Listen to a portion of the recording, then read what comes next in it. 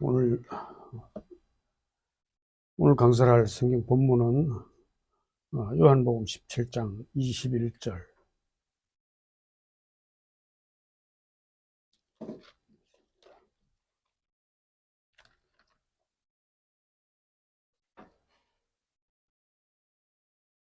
한 목소리로 같이 읽겠습니다.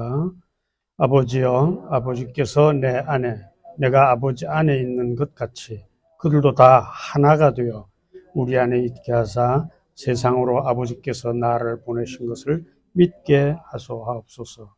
아멘. 사실은 요한복음 17장 이 전장을 읽으면 좋겠습니다만은 시간상 여러분들이 집에 가서 이 예수님의 우리를 위한 대제사장의 기도라고 하는 요한복음 17장이 사실은 우리한테 가장 귀한 말씀입니다.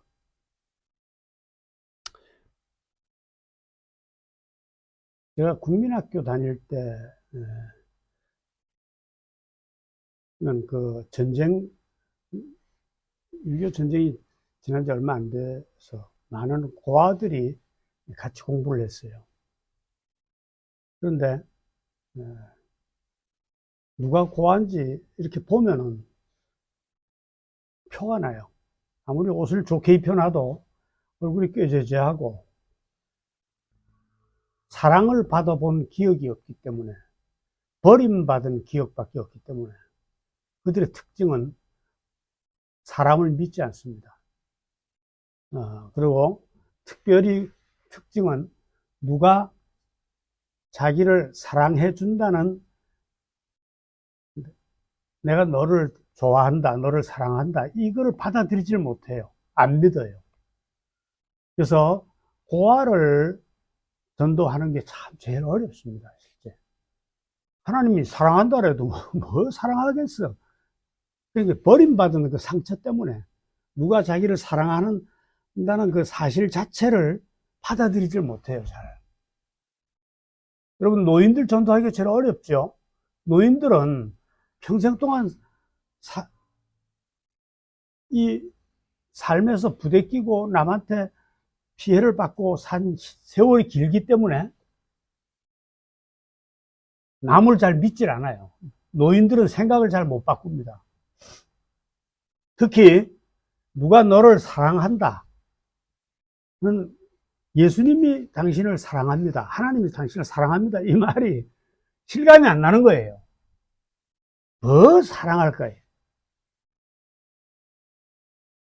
여러분, 사랑받는 일에 익숙하다는 것은 진짜 복이에요. 사랑을 한다는 말을 받아들이는 거.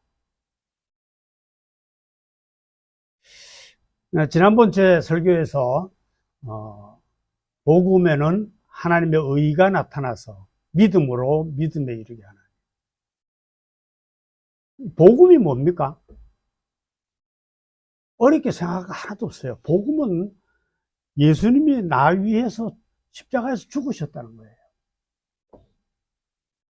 내가 받아야 할 형벌을 대신 받으시고 나는 죄와 형벌에서 자유함을 얻었다는 이 소식이 복음이에요, 복음. 우리나라 말은 그냥 기쁜 소식 이렇게 해놓으니 그렇게 사실 하는 게 더 나을 것 같은데, 복음이라는 한문을 써가지고 복음 그러니까 사람들이 그 내용을 잘 몰라요. 이게 얼마나 놀라운 소식인지 거기에 대한 감동이 별로 없는 것이죠. 개혁주의 교회의 가장 근본적인 핵심 단어가 뭐라 그랬습니까? 관계라 그랬죠, 관계.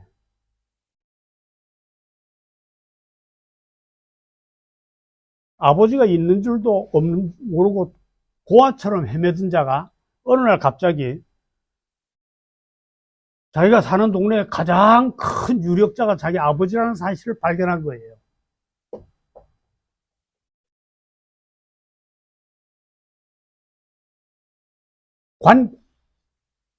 자기는 그냥 고아인 줄 알았는데, 하도 어릴 때 일찍 미아가 돼서 집을 나와가지고, 자기는 그냥 자기 힘으로 살고, 자기만 믿고, 아무도 믿지 못하는 세상을 살아내야 한다고 생각했던 한 존재가, 어느 날 갑자기 세상에서 가장 큰 유력자가 자기 아버지라고 말하면서 나타난 거예요.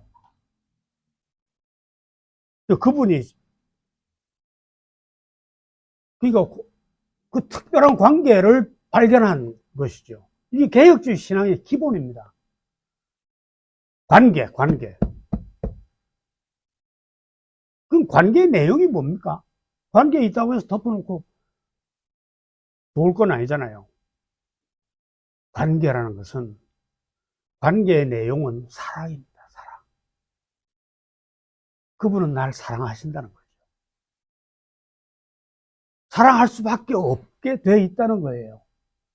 아버지가 자녀를 사랑하지 않습니까? 그건 누가 배워서 시켜서 되는 것도 아니고, 배워서 되는 것도 아니고, 자연스럽게 아버지라는 관계, 딸이라는 관계, 아버지와 자녀라는 관계 때문에 사랑할 수밖에 없는. 여러분은 이 사실을 굉장히 귀하게 여겨야 돼요. 여기에서 우리의 가치와 우리의 자존심과 삶에 대한 여유가 생기는 거예요. 고아들 얼굴이 왜 그렇게 아무리 좋은 옷을 입혀놔도 얼굴이 꾀죄해 보이는지 압니까? 여유가 없어서 그래요. 여유가 없어서. 자기 주변은 전부 자기에게서 뭘 뺏어가려는, 거기에서 살아남아야 되겠다는 긴장, 두려움, 공포 속에서 계속 살아오다 보니까, 믿을 건 자기 자신밖에 없다는 생각으로 살아오다 보니까 얼굴이 좋아질 수가 없어요. 여유가 없으면은, 부잣집 애들은요, 그냥 세워놔도, 쟤들 집은 부자겠구나 할 정도로 알 수 있잖아요. 권력자의 아들도 마찬가지고요. 그게 내가 누구의 사랑을 받는다는 관계를 발견하는, 그 걔들이 뭐 간이 커서 그런 게 아니고요. 여러분, 사실 이 그리스도인들은요, 이 복음 안에서 자기와 하나님의 관계를 발견하고 그분으로부터 나는 사랑을 받는 존재라는 이 사실 위에서 우리는 얼굴을 펴야 되고요. 우리는 어떤 상황에서도 기뻐서 노래할 수 있어야 돼요. 복음, 너희가 기뻐할 노래, 소식이라는 뜻이에요. 소식. 이거를 발견한 사람들이 예수 믿는 사람, 성도다 이 말이에요. 감동이 없으신 것 같아.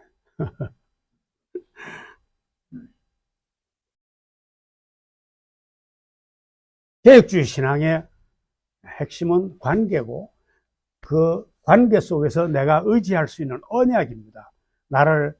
어떤 상황에서 나를 버리지 않겠다는 그 사랑을 확인한 자들의 여유와 기쁨과 노래를 우리가 회복해야 된다.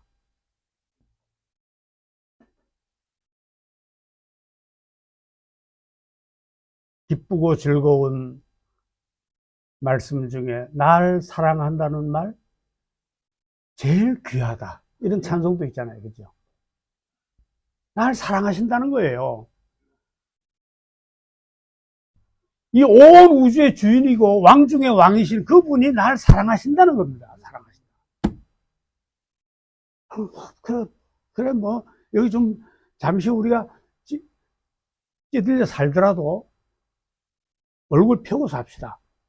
우리는 누구도 우리보다 부자인 사람은 없어요. 누구도 우리보다 큰 권력을 가진 사람이 없습니다. 어떤 부자도 우리가 상속받을 유산보다 더 많은 재산을 가진 사람 없어요. 여러분, 이게 기본에 깔려야 오늘 제가 얘기하려고 하는 이 교회가 도대체 뭐냐? 를 제대로 받아들일 수가 있어요. 제가 지난번에도 이야기했죠. 관계를 깨달은 관계와 그 관계의 내용인 사랑을 깨달은 사람은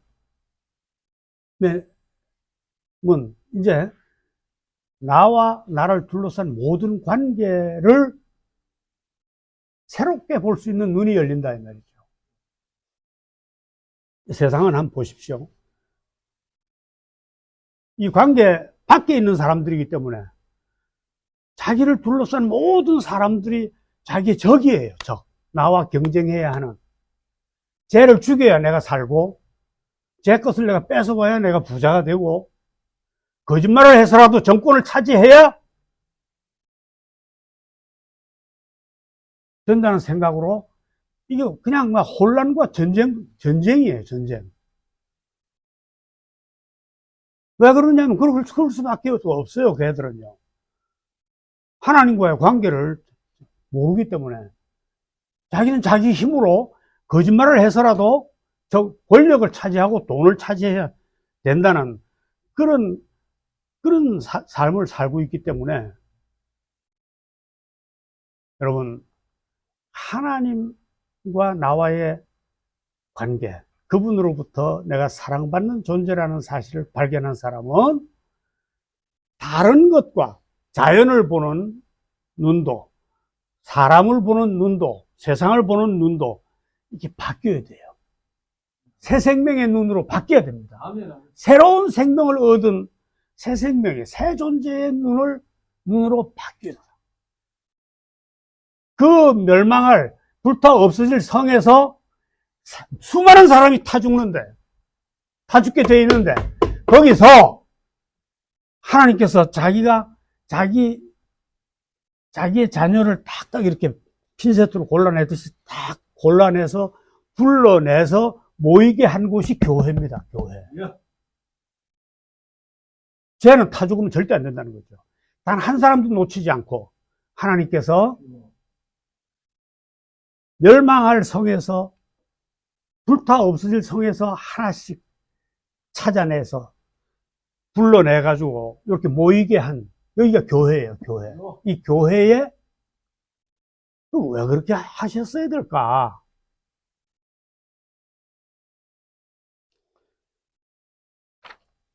여러분, 교회라는 거는요, 교회에 대한 바른 이해가 없기 때문에 오늘날 현실에서 교회들이 자꾸 딴 길을 가고 있고, 교회가 지금 정작 해야 할 일을 놔두고 딴 데 신경을 쓰고 이걸 부패한다 그러죠. 교회가 부패했어요. 그래서 세상 사람들에 의해서 손가락질도 받고.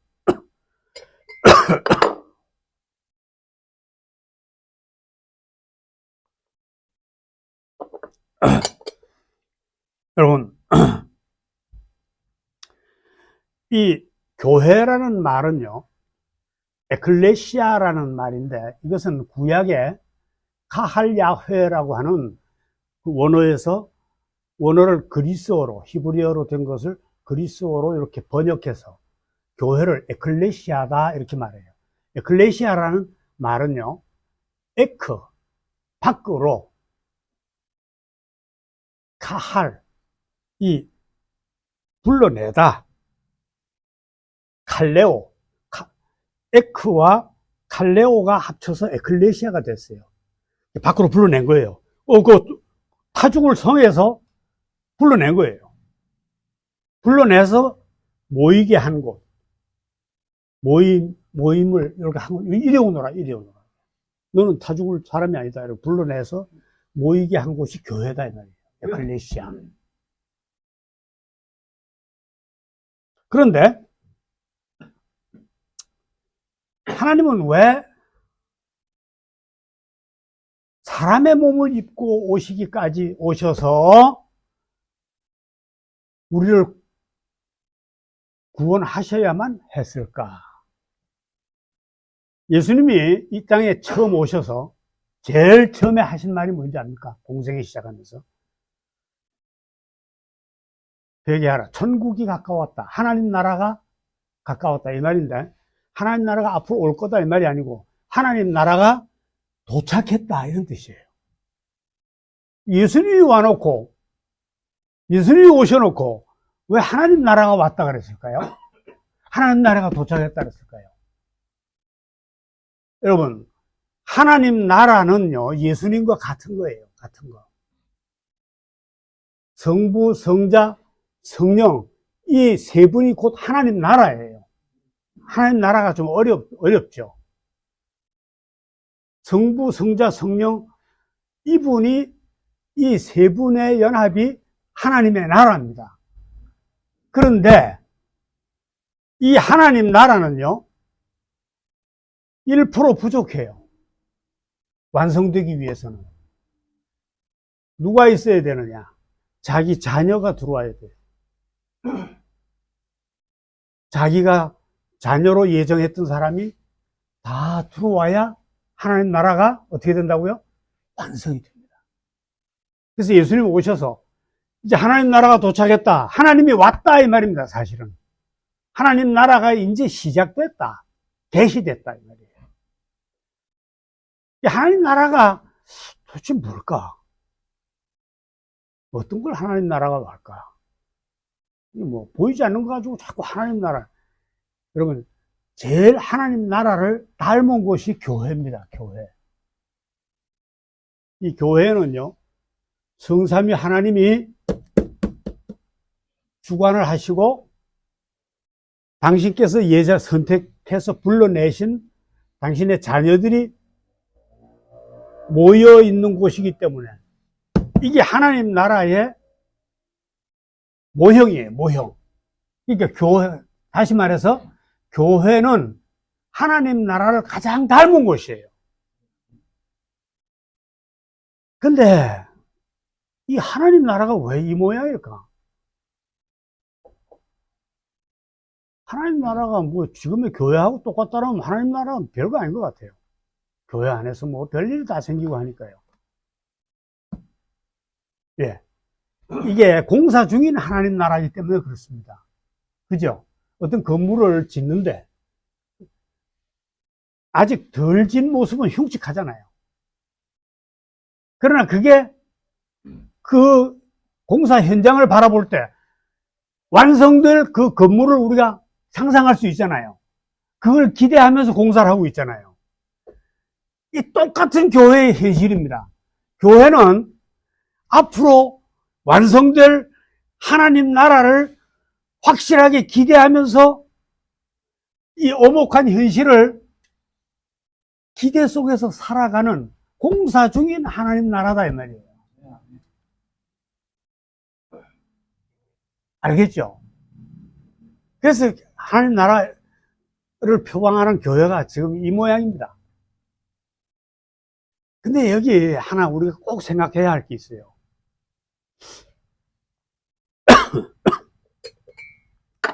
교회, 하나님께서 자기 백성을 멸망의 성에서 불러내서 교회로 모이게 한 목적이 있습니다. 목적. 이거 알아야 되잖아요. 아, 교회를 세우기 위해서 부르셨구나. 그렇게 많이 알고 있어요.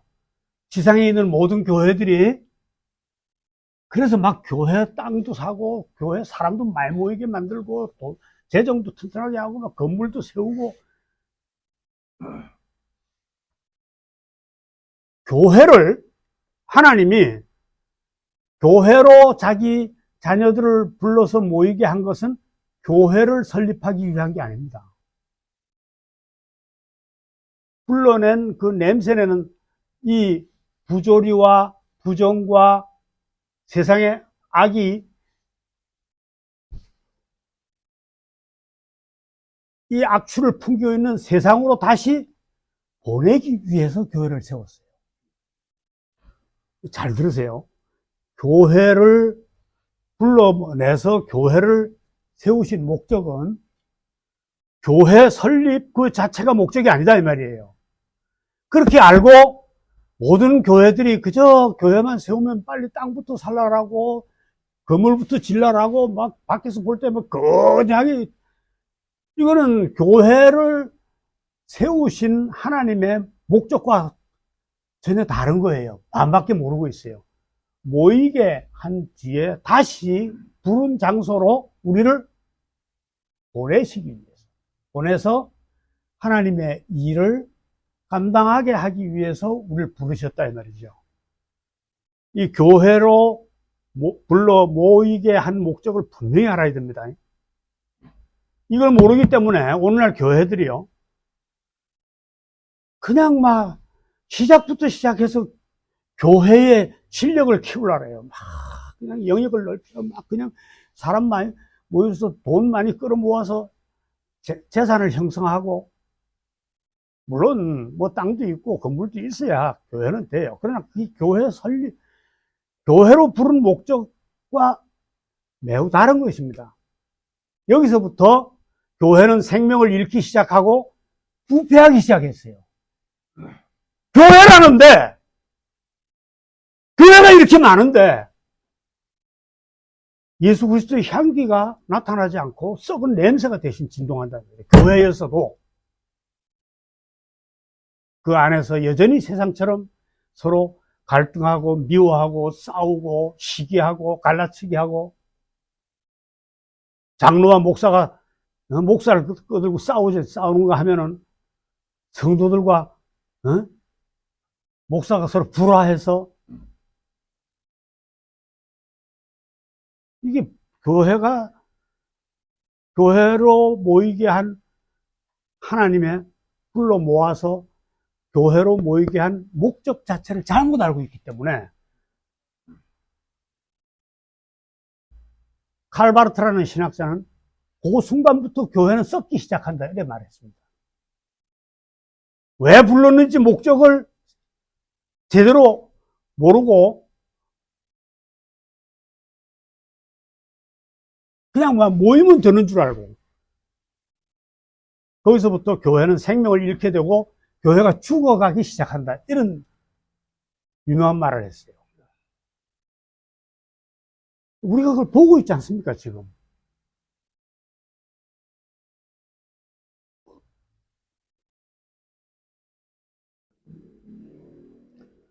생명의 주님도 부인하고 그리스도의 복음을 모른 채 그냥 정의와 평화라는 것이 온갖 사술과 탐욕에 인간들로 인해서 완전히 억눌리는, 이번 대통령 선거 한번 보십시오. 또 거짓말을 아주 업으로 살고 있는 사람이 대통령 거짓말 해가지고 대통령이 됐잖아요. 이게 현실입니다, 지금. 이 세상으로 우리가 보냄받았다, 이 말이에요. 교회 여기 모여가지고서 이것만 하라고 한 게 아니고, 그 역사 속에 보내기 위해서 하나님께서 교회로 불러 모으셨다, 이 말이에요.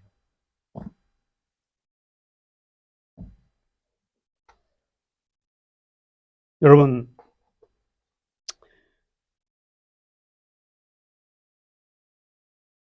좀 더 오늘 본문인 대제사장의 기도를 한번 보십시오.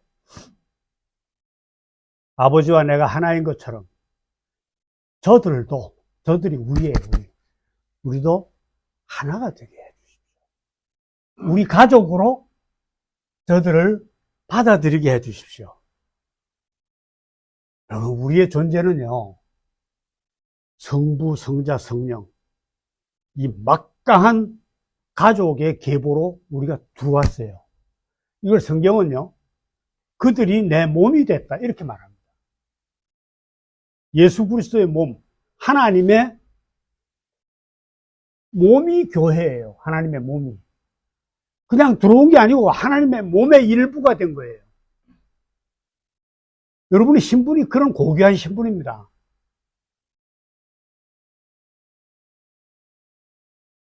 자, 그런데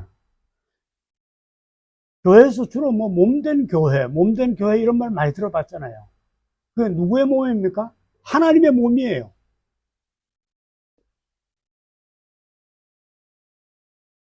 예수 그리스도 성삼위 하나님을 머리로 한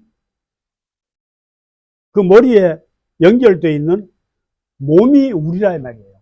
교회예요, 교회.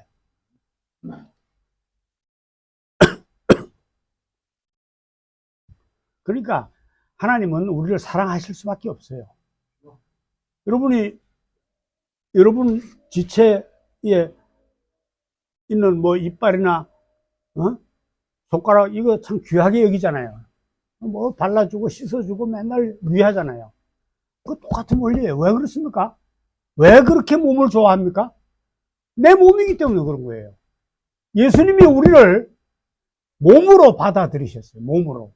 그러니까 그분은 우리를 사랑할 수밖에 없어요.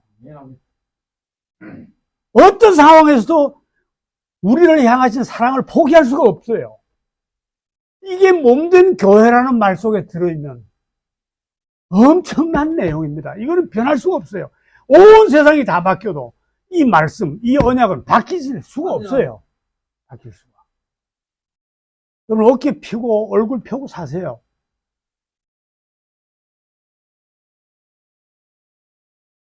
예수 그리스도가 어떻게 자기 몸인 우리를 버릴 수 있고 우리를 어떻게 괄시할 수 있고 우리를 모른다고 할 수가 있겠어요. 그죠? 뭐에서 그게 드러났습니까? 복음에서 드러난 거예요. 자기 몸을 십자가에 내 던지시면서 하시는 거 보니까 확실히 우리 사랑하는 거 맞구나. 그래도 못 믿으면 이거는 버린 자죠. 그래서 어깨 펴고 사세요. 조금 당분간 한 몇백 년 좀 힘들다고 하더라도 그 잠시 지나갑니다. 다 끝나갑니다, 벌써. 조금 참아요. 여러분, 어떤 변호사가 어느 날 갑자기 찾아와서 한 가난한 자를 찾아와서 당신의 지문이 있어야 열 수 있는 어마어마한 유산이 당신한테 있습니다. 이것을 통보받은 사람이 내가 그렇게 부자란 말이야? 그 기쁨과 그 놀라움이 얼마나 대단한 것이겠어요. 그죠? 그보다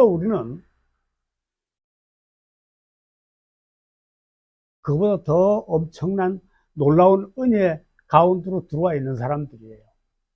그러니까 조금 질병으로 인해서 가난으로 인해서 세상에 이런저런 일로 부대끼는 일에서 스트레스 받아도 조금 참으면 돼요. 참을 수 있어요, 우리는요. 우리의 신분이 어떤 위치에 놓여 있는지를 제대로 아는 사람이기에 참아낼 수 있다는 거죠. 계속될 거 있어도 다 지나갑니다. 지나가게 돼 있어요.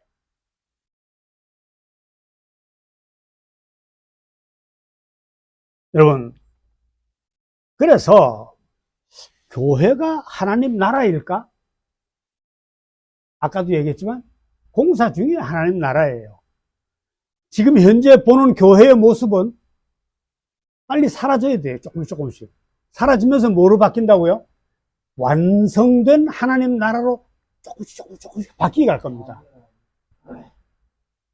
그래서 그 그림을 지금 여러분들이 보고 있는 거예요. 기대 가운데. 하나님 나라와 교회가 같은 것이다? 아니에요. 그걸 동일시하게 되면은 예수님의 부활과 재림의 시간 간격을 무시하는 것이에요.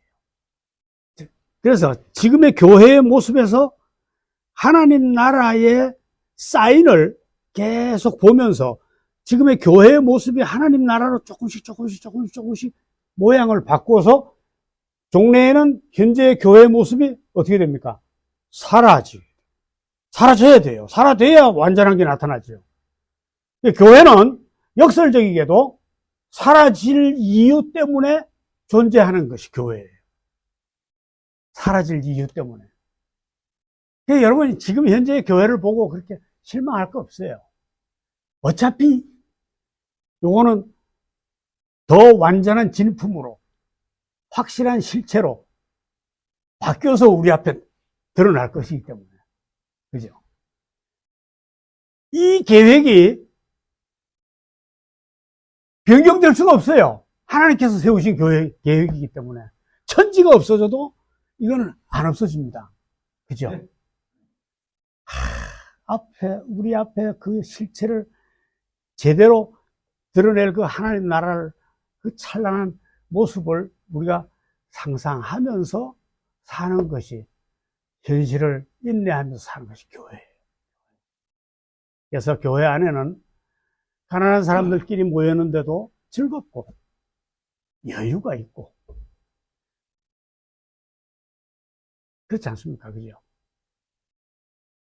우리 앞에는 어마어마한 영광이 기다리고 있는 사람의 여유를 가지고 이 엄혹한 현실들을 찬송하면서 나갈 수 있다.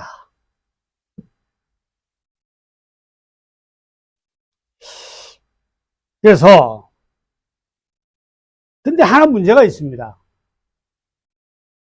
교회는 하나님 나라를 선포해야 되는데 지금의 우리 교회 모습은 완전한 하나님 나라가 아직 아니잖아요. 그러니까 우리가 하나님 나라가 이런 것이다, 이렇게 하나님 나라가 왔다 이렇게 선포하는데 어려움이 있어요. 왜? 지금 우리의 모습이 하나님 나라하고는 너무 거리가 멀기 때문에. 그죠? 야, 하나님 나라가 가까워 왔어. 교회 빨리 나와. 그렇게 하면 그 사람들이 너 사는 꼬라지 보니까 무슨 하나님 나라가 왔단 말이야. 이런 어려움이 있습니다. 이건 할 수 없어요. 아직 도착하지 않은 하나님 나라와 이미 시작된 하나님 나라의 그 사이에 우리가 살고 있기 때문에 교회는 이 어려움을 감당해내야 돼요. 그래서 그냥 교회 안 나왔다고 해서 끊임없이 포기하지 않고 가서 설득하고 하나님 나라를 선포해야 됩니다. 그죠? 아유, 쟤는 아무리 봐도 예수 안 믿을 것 같아. 그건 당신들 생각이고 그렇지 않을 수도 있습니다. 포기하면 안 돼요. 늘 하나님 나라를 내가 그를 도와줌으로 인해서 세상은 상상도 못하는 일을 내가 함으로 인해서 우리 앞에 보이지 않는 하나님 나라를 그가 상상할 수 있게 해줘야 된다. 하나님 나라가 있는 것 같아.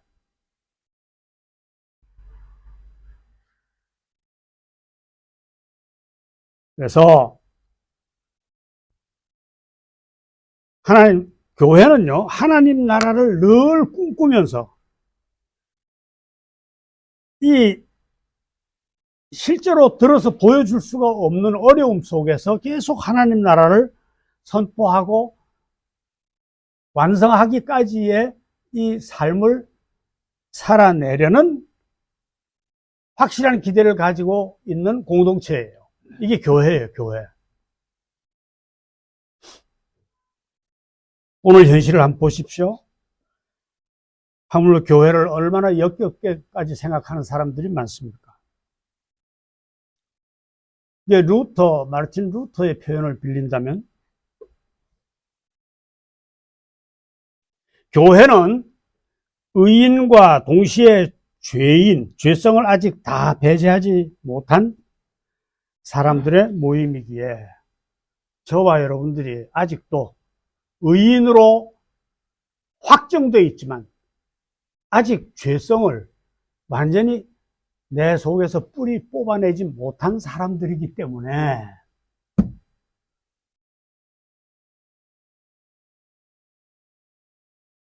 맞죠? 교회는 이 역설을 견뎌내야 하는 인내와 서로 배려해주고, 그래, 너도 하나님 은혜가 계속 공급돼야 할 존재지. 나도 마찬가지야. 서로 배려해줘야 돼요, 이 부분을요. 넌 왜 그렇게 많이 먹냐? 넌 왜 그렇게, 이렇게 하기 전에 너도 나도 아직도 하나님의 은혜를 계속 공급받아야만 살아갈 수 있고 발전해 갈 수 있는 그런 상태에 있기 때문에 서로 과부가 호래비 심정 알듯이, 그죠? 서로 상호 배려. 상호 배려라는 게 어려운 말인가 싶어서 내가 이 말을 쓰는데요. 서로 다 사정을 알지 않냐?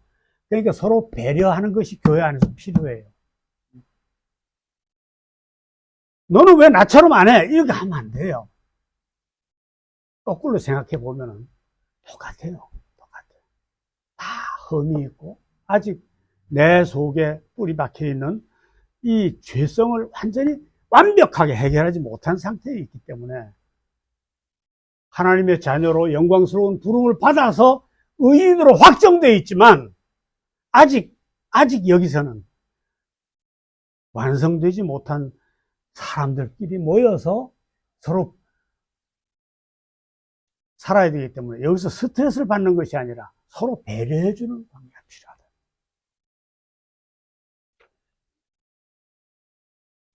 그죠? 서로 공감해주고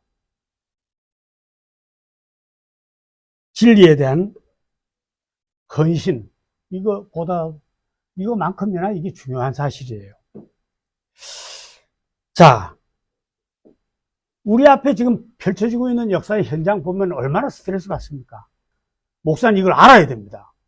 세상을 향해서 성도들을 방향을 잡아주고 선지자적인 소명을 분명히 하기 때문에 날카로운 감시자로서의 시각을 가지고 세상과 역사를 볼 수 있어야 돼요. 근데 너무 뜻밖의 일이 생기면서 잠시 제가 스트레스를 받았어요. 여러분, 역사는 우리하고 아무 관계가 없는 곳이다. 이렇게 얘기하면 안 돼요. 이래 함과 동시에 우리는 되지도 않은 소리를 가지고 영혼을 얘기하고 종말을 얘기하는 이 독단에 빠질 수가 있어요. 역사는 직접 우리가 감시하고 우리가 참여하고 우리가 그쪽으로 파송되어 있는 나와 뗄 수가 없는 뗄래야 뗄 수가 없는 거기에 우리가 파송받았다니까요. 역사를 무시하면 안 됩니다. 교회는 정치하면 안 돼. 정치에 관여하면 안 돼. 이런 방향의 이게 설교라는 입으로 강대에서 이야기하는 건 이건 전혀 잘못된 것입니다. 역사는 우리와 무관한 게 아니에요. 왜? 역사 속에 교회를 두시고 그 역사 속으로 우리가 보냄받았기 때문이에요. 파송받았기 때문에. 저 탐욕과 이기심으로 서로 부대끼는 날마다 총알이 날아가서 사람들을 죽이고 상하게 하는 저 세상 속으로 썩은 냄새가 진동한 저 부패한 현장 속으로 우리가 파송받은 곳이 거기에요. 그래서 교회의 목적을 제대로 모르면은요, 이 교회 안에서 교회 지도자라고 하더라도 역사와 세상을 바르게 하나님의 관계 속에서 세상과 역사를 보는 이 관계의 눈이 열리지 않은 상태에서는 이거 잘못된 이야기를 할 수가 있어요. 왜 교회는 정치에 너무 관여하면 안 돼? 그러면 절의 중하고 뭐가 다릅니까? 산 꼭대기에 올라가서 사람들 안 만나고 절에 올라가서 기도하는 중들하고 교회가 뭐가 다릅니까? 그거 아닙니다.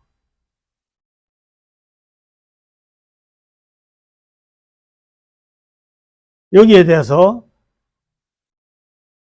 제대로 알지 못하는 멤버들이 우리 교회 안에 있으면은 인내심을 가지고 제대로 가르쳐 줘야 돼요. 그게 아니다.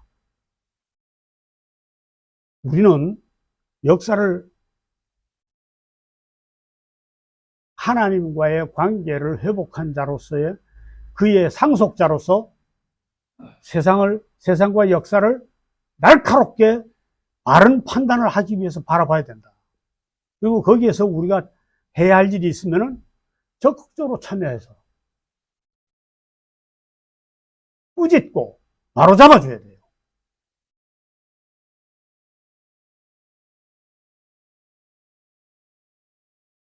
역사 속에 나타난 현실을 신학적으로 이렇게 바로 바라본다는 게 굉장히 까다롭거든요. 굉장히 힘들어요. 바르게 해석하기가. 그러니까 그만 목회자들이 그걸 포기해버리고, 이건 왜? 흘러가는 역사가 이상하게 우리 앞에 펼쳐주고 겪어내야 하는 이 역사의 현장을 가만히 들여다보면 우리가 예측하는 것과 기대와 너무 다르게 흘러갈 때 이걸 말씀을 통해서 신학적으로 바르게 해석해낸다는 게 보통 어려운 게 아니에요. 그러다 보니까 그냥 포기해버려요. 역사를 무시해버리는 거죠.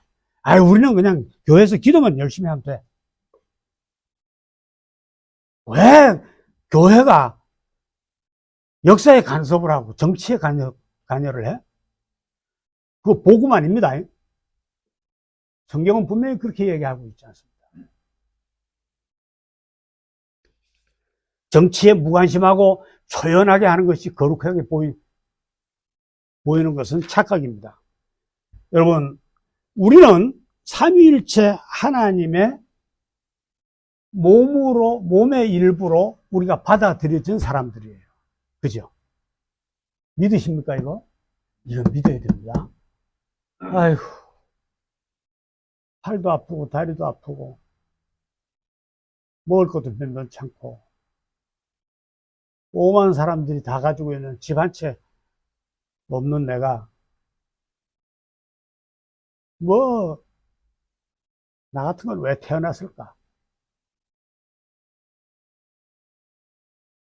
여러분, 그런 생각에서 이제 우리 벗어나야 돼요.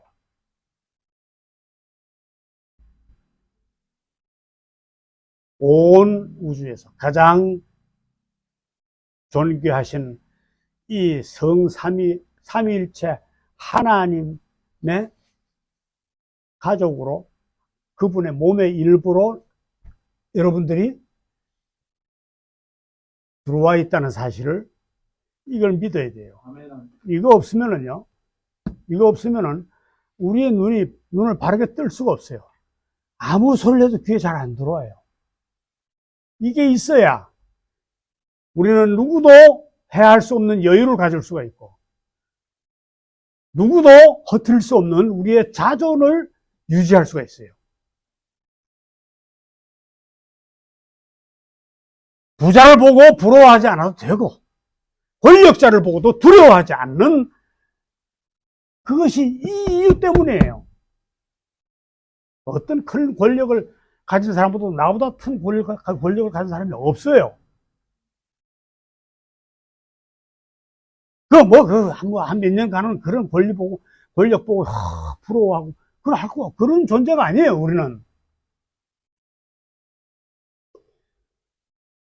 여러분, 예수 그리스도의 몸의 일부로 된 교회는요, 그 존재 자체를 제대로 알기에 예수 그리스도의 하나님 나라 사역에 우리는 늘 관심을 가져야 됩니다.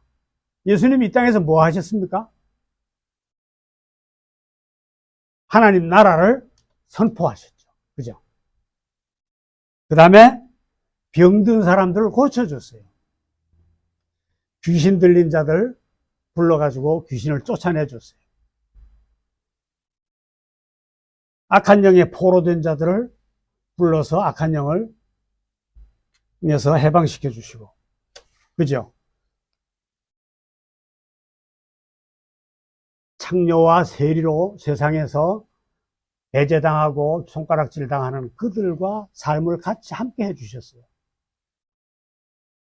이걸 어려운 신학적인 용어로는 예수 그리스도의 사역에서 케리그마, 선포, 디아코니아, 섬겨주신 것, 코이노니아, 친교, 이 세 개가 예수님 사역의 신학적인 핵심인데요. 우리는 그분의 몸의 일부가 됐기 때문에 우리도 그 일을 해야 돼요. 그 일을. 뭘 가지고 합니까? 내가 돈도 없는데. 예. 다 은사를 주셔서 돈 아닌 것으로 할 수 있는 것도 주셨어요. 필요하면 또 돈도 주시겠죠. 권력도 주시겠죠. 교회를 신경피출처럼 정확하게 관리하시는 분이 성령이세요. 성령. 이 교회, 지금 우리가 여기 앉아있는 이 순간에도 성령께서 여러분의 지각을 여시고 말씀을 받아들이는 일에 계속 도움을 주고 있어요. 성령 하나님 계시기 때문에, 함께 해주시기 때문에 교회를 반드시 성공의 길로 완성하실 성령이 계시기에 우리는 할 수 있습니다. 할 수 있어요. 하도록 되어 있어요. 자, 그것을 성경은 그렇게 얘기합니다. 그리스도 안에서 성령이 함께 해주시면서 계속 공급해 주시는 능력이 있다. 그래서 점차 교회가 그 실체인 찬란한 하나님의 나라의 완성으로 조금씩 바뀌어간다. 마침내 완성된 모습으로 찬란한 시온성이 내려올 것이다. 믿으시기 바랍니다. 우리는 그거 이상 볼 거 아무것도 없어요. 그래서 우리는 여유를 가질 수가 있고, 어떤 상황에서도 울지 않고, 한숨 쉬지 않고, 불안해하지 않고, 노래할 수 있고, 하나님을 찬양할 수 있는 것이죠. 하나님은 그걸 원해요. 자녀들이 막 찌들려서 막 한숨 짓고 이거 하나님 좋아하지 않습니다. 배짱 가지고 든든한 백을 가진 사람처럼. 자, 세상과 교회를 조금만 비교합시다. 시간이 좀 많이 갔는데요.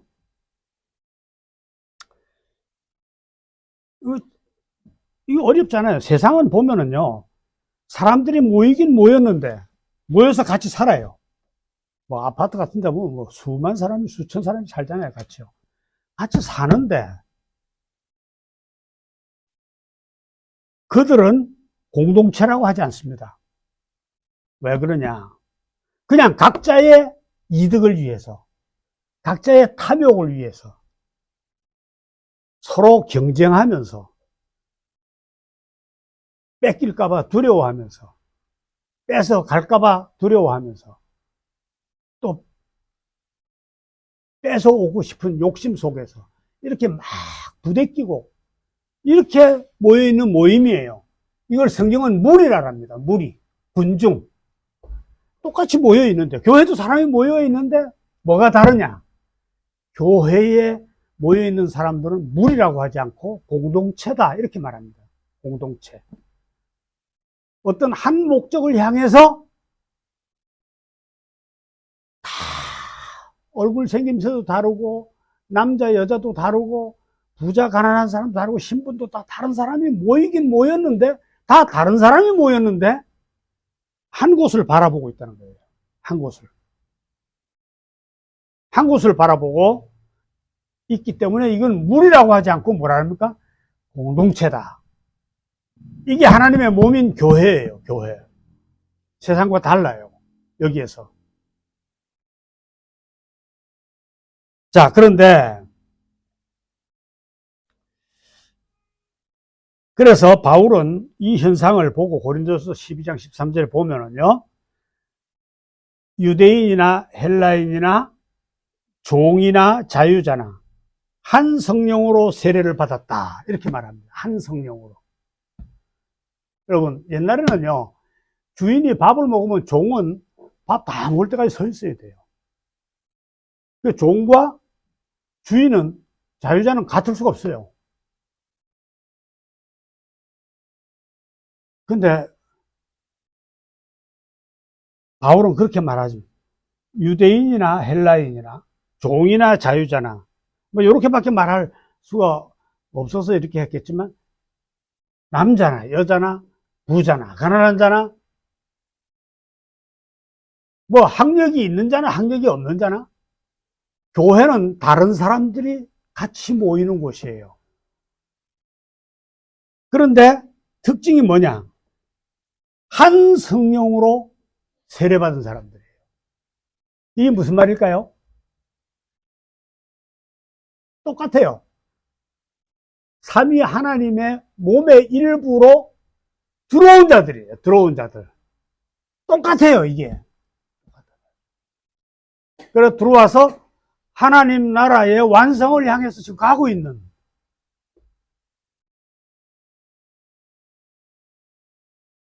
저는 참 혼자서 생각을 많이 해봤어요. 그렇게까지 하셨어야 됐을까? 예. 하나님 나라는 성부, 성자, 성령 세 분만으로 완성되지 않습니다. 우리가 있어야 돼요. 우리를, 그래서 예수님 기도, 주께서 주신 생명들을 단 하나도 내가 잃지 않고 다 가져갑니다. 그런 말씀 하시잖아요. 그들이 다 들어와야 하나님 나라가 이제 완성되는 거예요. 하나님 나라. 그럼 그날이 반드시 옵니다. 우리가 조금 지루해도 반드시 옵니다. 그 찬란하고 영광스러운 날이 반드시 옵니다. 온다고 확실하게 약속해 놓으셨어요. 이게 언약이에요, 언약.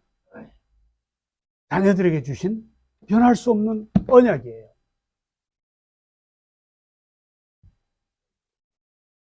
그래서 교회는 이런 현상이 있습니다.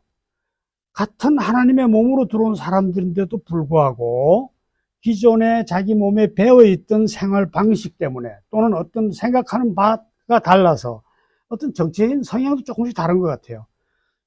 심지어 신앙의 색깔조차도 조금씩 달라요. 어떤 사람은 좀 미신을 좀 많이 닮은 그런 신앙도 있는 것 같고, 어떤 사람은 신비주의론도 좋아하는 그런 특징도 있는 것 같고. 그래서 너는 안 돼. 이러고 배제하면 안 돼요. 교회는.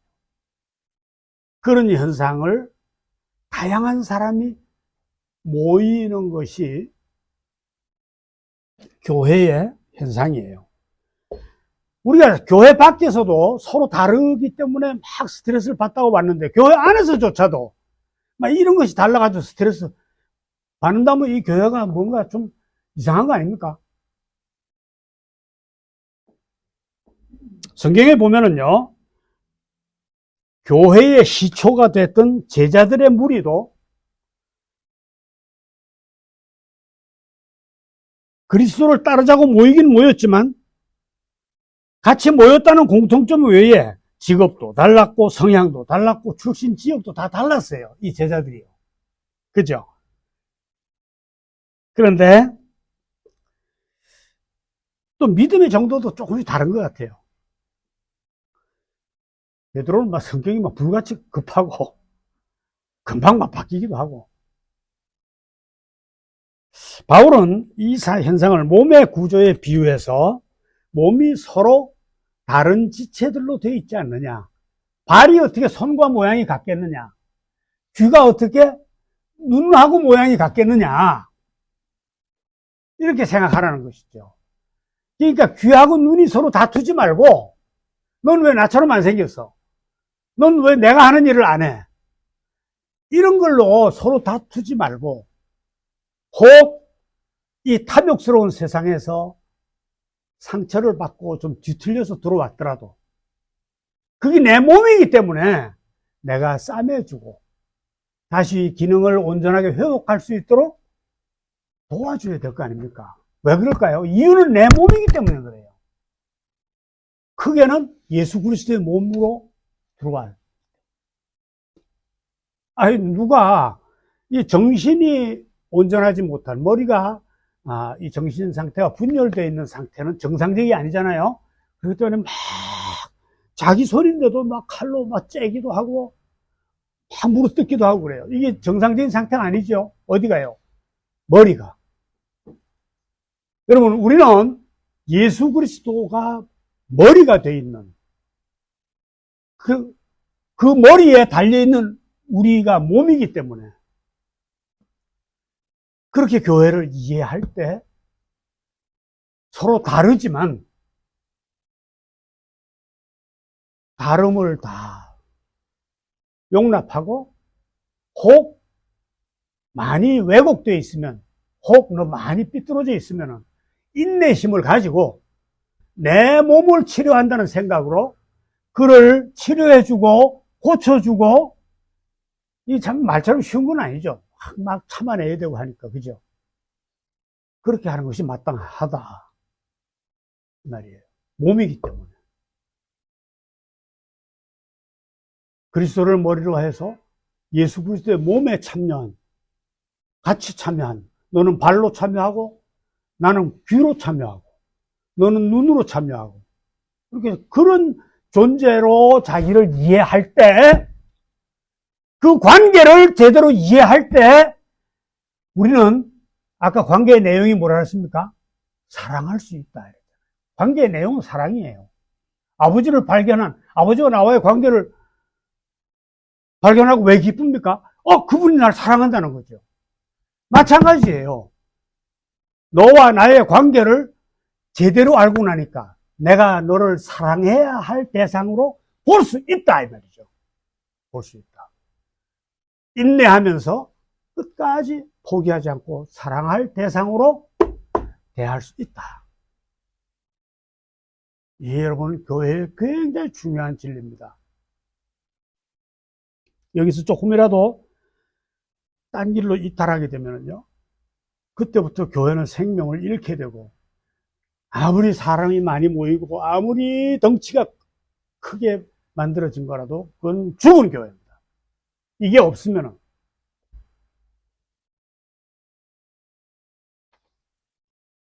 그래서 교회를 이끌어 가시고 형성해 가시는 그 주 신경이 되는 성령께서는요,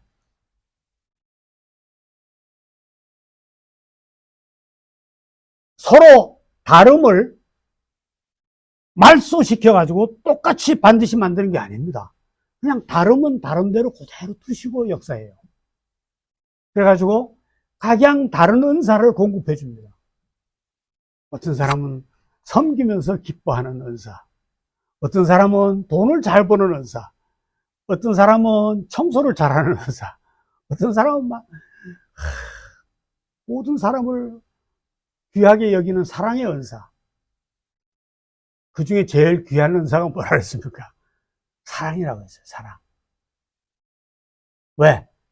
다름이 서로 다름의 가치를 각자 발휘할 수 있도록 해주는 가장 귀한 은사가 사랑이거든요. 너는 나하고 다르게 생겼지만 너 없이는 나는 안 돼. 너는 너무 나한테 귀한 존재야. 여러분 그렇게 이해해 가셔야 돼요. 앞으로요. 너는 왜 그렇게 못생겼냐? 이렇게 생각하지 마시고, 너는 왜 나처럼 그렇게 안 해? 그렇게 하지 마시고, 지금부터는 같이 교회로 모이게 한 지체들 간에 서로 나는 너 없으면 안 되는 사람이야. 그래서 나는 너를 사랑하고 섬기고 귀하게 여길 수밖에 없다. 이런 마음을 가지고 품고 용서도 가능해 주고요. 다 줘도 아깝지 않고요.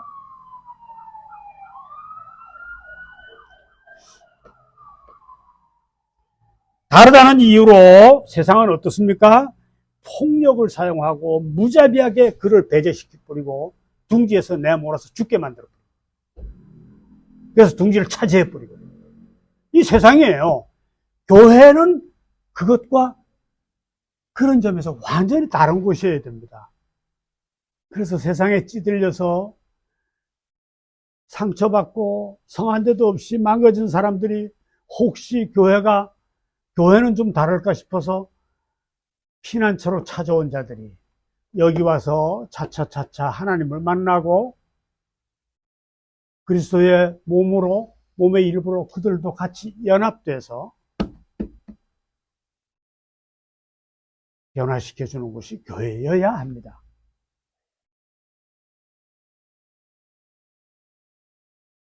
그러나 교회 안에서 은사론에서 이런 게 있어요.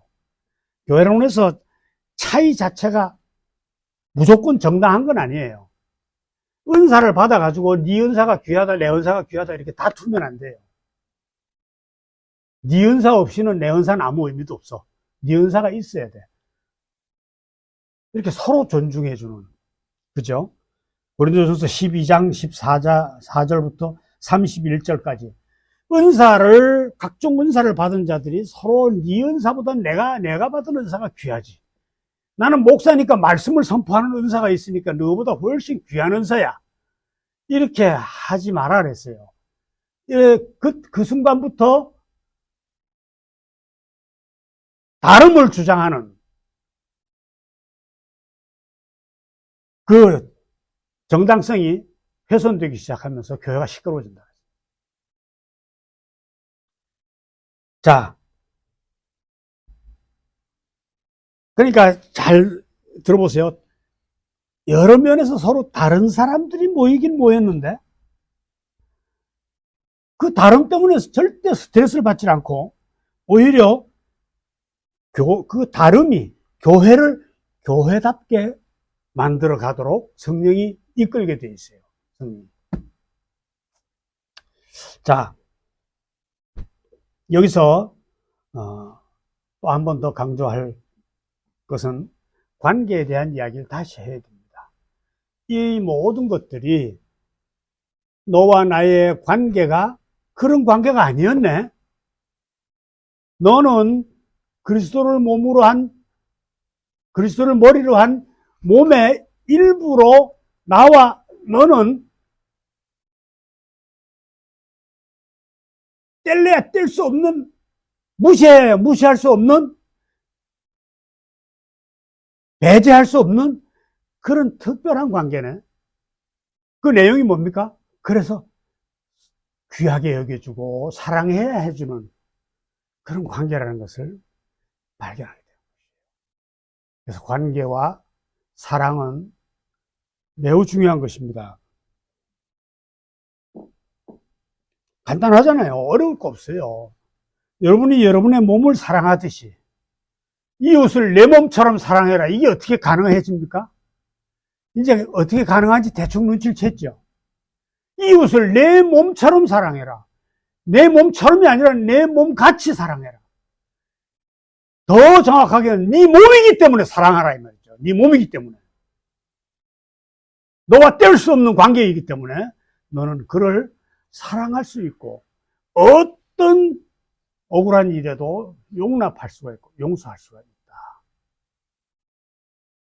그의 설령 원수의 모습으로 과거에 나를 심하게 괴롭히던 원수의 모습으로 내 앞에 나타난다 할지라도 그를 바라보는 관계를 통해서 그를 용납하고 사랑할 수 있기 때문에 원수를 사랑하라. 예수님이 그냥 말 좋게 하려고 그래 하신 게 아니에요. 이 원리를 통해서 낫게교회 모든 지체들이 바른 교회관이 만들어지기를 주의 이름으로 축원하는 것입니다.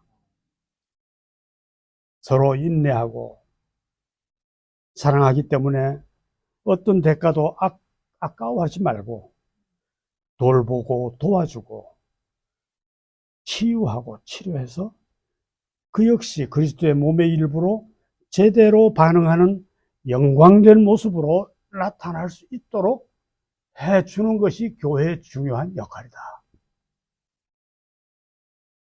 시온성 같은 완성된 영광되고 찬란한 하나님 나라의 완성으로 이제 나아가는 그런 교회가 되어야 된다 이 말이죠. 사실 우리의 언어가 별로 그렇게 많지 않기 때문에 이 완성된 하나님 나라에 대해서 이 말 가지고는 그 신비함과 그 놀라움과 그 대단한 것을 다 표현할 수가 없어요. 상상 이상이에요. 상상 이상. 오늘 말씀이 예수님의 대제사장의 기도, 저들도 우리 성부 아버지와 성령과 아들의 이 연합 안으로 하나가 되게 해 주십시오. 예수님이 기도하시니 대제사장의 기도를 통해서 교회가 무엇이며 내가 누구며 내가 뭐를 해야 할지를 확실하게 정립할 수 있는 여러분 되시기를 주의 이름으로 축원합니다.